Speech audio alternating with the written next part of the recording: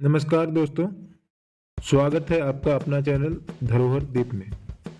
भारत की भूमि हमेशा से वीरों और संतों की भूमि रही है। यह वही भूमि है जहां गुरु तेग बहादुर जी ने धर्म, मानवता और न्याय के लिए अपने प्राणों की आहुति दी। उनकी शहादत हमें आज भी सत्य और साहस की राह पर चलने की प्रेरणा देती है। साल 1675 का वह समय था जब भारत में मुगल बादशाह औरंगजेब का शासन था।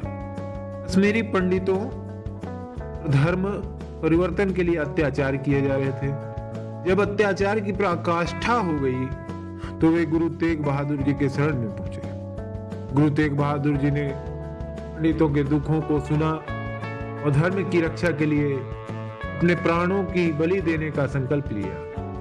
उन्होंने कहा, यदि मेरे बलिदान से हजारों लोगों की आस्था और धर्म की रक्षा होती है तो यह बलिदान सच्चे अर्थों में जीवन का उद्देश्य है। गुरु तेग बहादुर जी औरंगजेब के दरबार में बुलाए गए। उनसे इस्लाम धर्म अपनाने के लिए कहा गया, लेकिन गुरु जी अडिग रहे। उन्होंने कहा, धर्म के नाम पर किसी को मजबूर करना गलत है।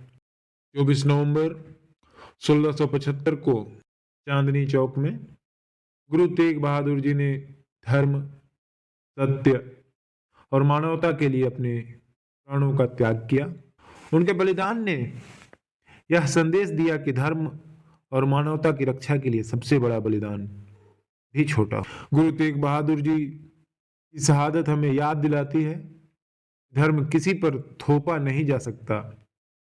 उनकी शिक्षाएं हमें साहस, बलिदान और सच्चाई के मार्ग पर चलने की प्रेरणा देती है। गुरु तेग बहादुर जी के बलिदान ने न केवल सिख धर्म को बल्कि पूरी मानवता को एक अमूल्य सीख दी।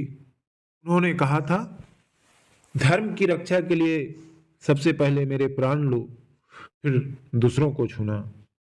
जब गुरु जी ने अपनी बलिदान किया, अपनी शहीदी दी, तो उनके 3 निष्ठावान शिष्यों भाई मतीदास, भाई दयाला और भाई सतीदास ने भी धर्म और सत्य की रक्षा में अपने प्राण न्योछावर कर। आज गुरुद्वारा शीशगंज साहिब उनकी शहादत का प्रतीक बनकर खड़ा है।